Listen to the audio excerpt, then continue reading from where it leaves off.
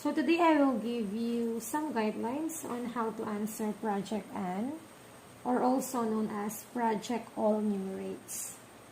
For the first part of the test, you are asked to read numbers orally, and you are also asked to write numbers in symbols, okay? For reading numbers, we have a few examples here. For number 1, we need to identify first how many periods do we have. We have the first period and the second period. The first period, we call it the units. And the second period, we call it the thousands period. Ayan. So, paano ba natin babasahin siya? First, babasahin natin siya from left to right. Okay? Numbers from left to right. Ito ang technique dyan. Babasahin mo na yung number, followed by periods, and then number ulit. Okay, let's try. 67, number muna, number 67, and then period, 1,000, and then 249. Okay? Ulitin natin. 67,249. Sinundan lang natin yung technique natin na number muna, and then period, and then number ulit. Okay? So, for number 2, we have 58,746. Okay? And then, for the third one, for the last one, we have 51,923. Okay po?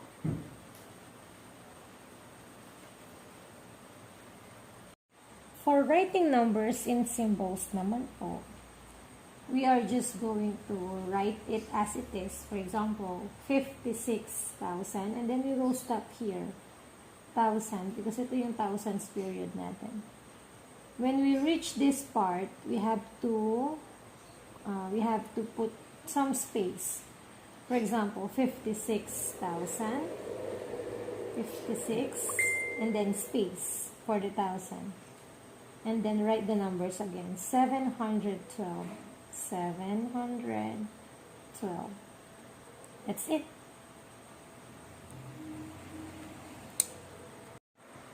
Now we're going to study about the place value and value of a digit, okay? When we say place value, it refers to the position of a digit in a given number. This time, we need to start placing the place value from right to left. I will give you an example. For example, 58,941.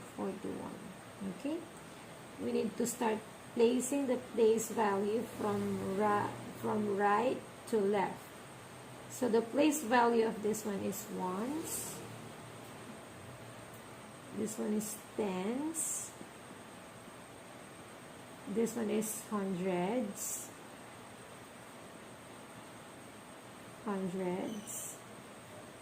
And this one is thousands. And the last one is 10,000. Okay? So now we're going to get the value of each digit. In getting the value, we just need to simply multiply the digit and the place value. Okay? So 1 times 1 equals 1. Okay? That is the value. 4 times 1 and 4 times 10 equals 40. 9 times 100 equals 900. And then 8 times 1000 equals 8,000. And then 5 times 10,000. And then 5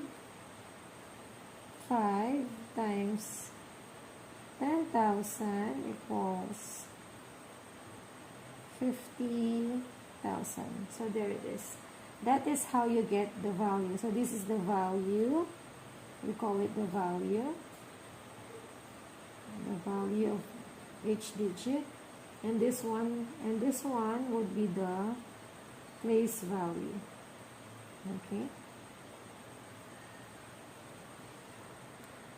So if we are asked to get the place value of digit 6, so our answer would be, so this one is ones, tens, and this one is hundreds. So our answer is hundreds. Okay?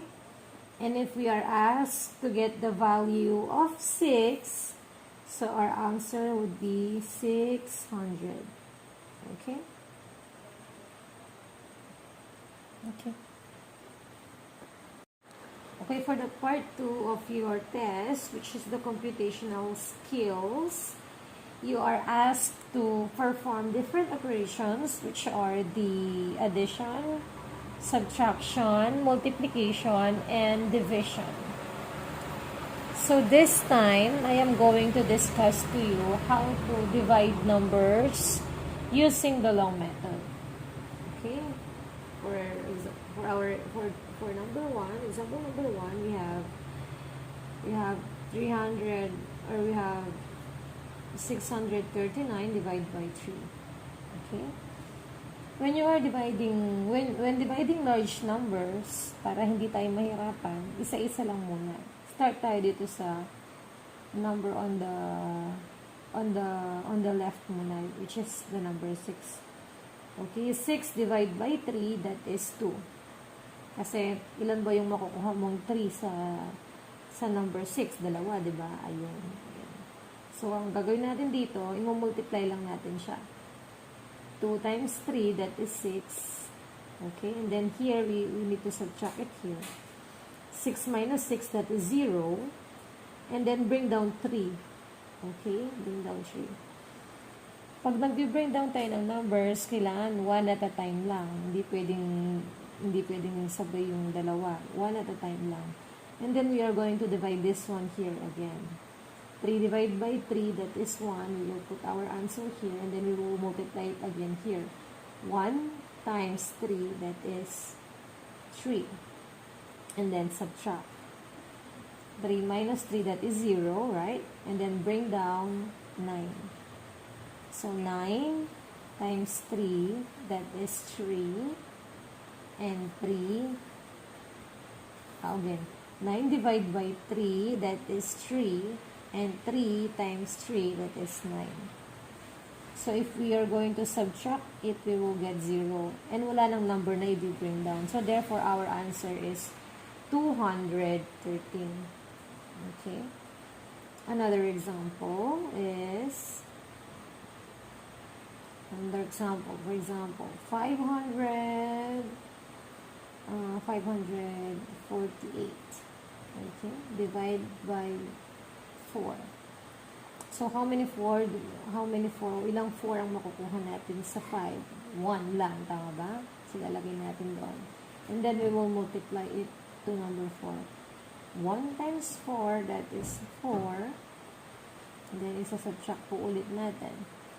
5 minus 4, that is 1. Bring down 4. Okay? Ilan po kayang 4? 14 divided by 4. Ilan po kayang 4 ang makukuha natin dito? That is 3, right? Ayan, 3. So, 3 times 4, that is 12. Ayan, isa-subtract po ulit natin. So, 4 minus 2, that is 2. Okay? And then 1 minus 1, that is 0. And then bring down 8. Okay? So, 28. Ilan po kaya ang makukuha natin? 7. 7 times 4, that is 28. Okay? And then, isa-subtract po natin siya ulit. So, 0. Therefore, our answer is 137. Okay na po? Ayan. Okay. Now, we are still in part 2. I am going to discuss to you on how to add a given fraction. Okay? Okay, for example, number 1, we have 5 and 2 7 plus 1 and 7. So, gagawin lang natin dito, since parehas lang sila ng denominator, we are just going to copy it. So, the denominator is 7. Okay? Okay? And then, we're just going to add the numerator. 2 plus 1, that is 3. And then we will also add or copy the whole number. This is the whole number. So our answer would be 5 and 3/7. Okay? Next one, another example.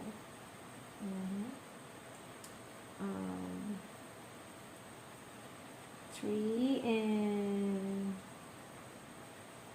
2/3 plus 1/3. Ayan. Since they have the same denominator, we're just going to copy it. Okay? And then we are going to add 2, the numerator, 2 plus 1, that is 3. Okay? If we encounter this one, this is equivalent to 1 or 1. Kaya lang meron pa tayong whole number doon. So, what are we going to do? Since ito ay whole number, and whole number din yun, we're just going to add them. 3 plus 1, that would be 4. So, the answer is 4. Okay? Another example. Let's try another example.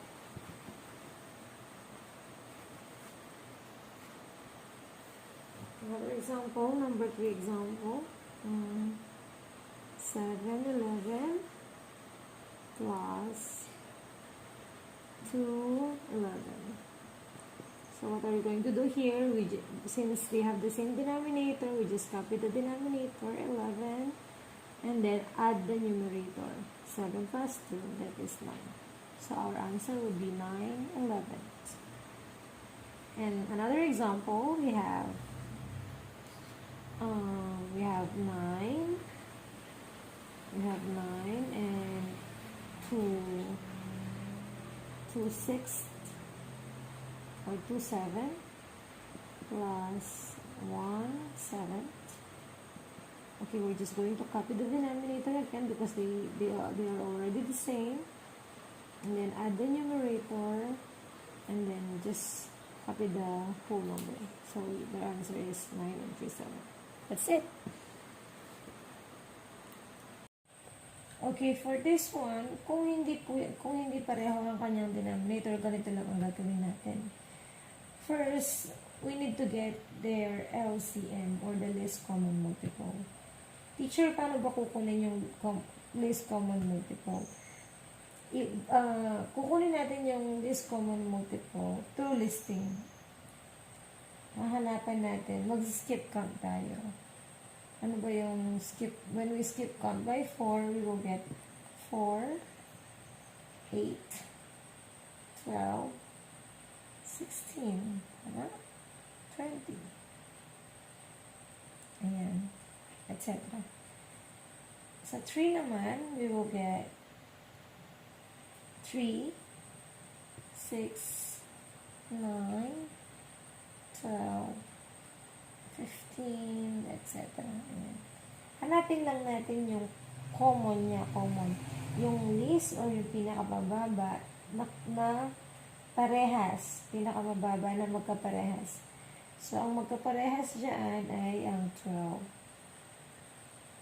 So, therefore, ang LCD niya, ang magiging LCD natin yan, is 12. Okay? So, balik tayo dito. Dahil 12 na ang ating LCD, papalitan na natin yung 4 and 3 ng 12. Okay? Teacher, ano ang gagawin natin yan? So, ang gagawin natin yan, i-divide lang natin yung 12 sa 4.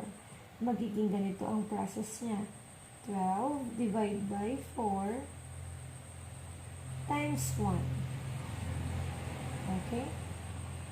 12 divided by 4 times equals 3 times 1. That would be 3. Okay? Ito naman po, 12 divided by 3 times 2. Okay. 12 divided by 3, that is 4 times 2, that is equals to 8. Correct? Teacher, paano naman yung whole number doon? Ilalagay natin yung whole number natin dito. Kaya lang, pwede na natin siyang i-subtract, kaya lang mas malaki to. Kesa dito, dapat mas malaki to. Ang gagawin natin, manghihiram tayo kay 1. Kung naalala nyo yung kanina, na diniscuss ko, yung 440 yata yun, is equivalent to 1. Kagaya din ito. Ang 1 natin yan, magiging 12, 12. Okay? Kasi ang 12, 12, equivalent din siya sa 1. Okay? And then, i-add lang natin yung 3, 12. Okay? 12 plus 3, that is 15, right? Over 12. So, ang mangyayari po niyan dito, magiging 15 over 12 minus 8 over 12. So, pwede na natin siyang i-subtract. Okay? So, 15 minus 8, that is 7. And then we just need to copy the denominator, which is 12. So, our answer would be 712. Okay? Okay, now let's try another one, okay? Okay, since they don't have the same denominator, we need to get the LCM. LCM for 5 and 2. The multiples of 5 is 5, 10, 15, 20. Okay, the multiples of 2 is 2, 4, 6, 8, 10. Okay, meron na tayong nakitang magkaparehas. Ito yung 10. So, our LCD is 10. Okay, 10 minus, ayan, 10. So, 10 divided by 5 times 2. 10 divided by 5 times 2. And then here, 10 divided by 2 times 1. Okay? 10 divided by 5, that is 2 times 2 equals 4. 10 divided by 2, that is 5 times 1 equals 5. Ayan. And then, copy the whole number there. Pwede na ba natin siyang i-subtract? 4 minus 5, hindi pwede. So, ang mangyayari sa 1 yan, magiging, or 10 over 10. Ayan. Ang 1, magiging 10 over 10. And then, i-add natin siya sa 14. Okay? Magiging 14, 10. Pwede na natin siyang i-subtract sa 5 then. Minus 5, 10. Okay? Is equals to 9, 10. So, our answer is 9 then. For the last part of our test, this could be the problem-solving skills. We are going to test our problem-solving skills. Okay? So I will give an example. So here is the problem. there were 8 school buses and each bus could hold 70 children. So how many children could they fit onto all buses? So the first question here is what is asked? Ano ba yung tinatanong sa given problem natin? So ang tinatanong dyan, yung how many children could they fit onto all buses? We can put our answer here.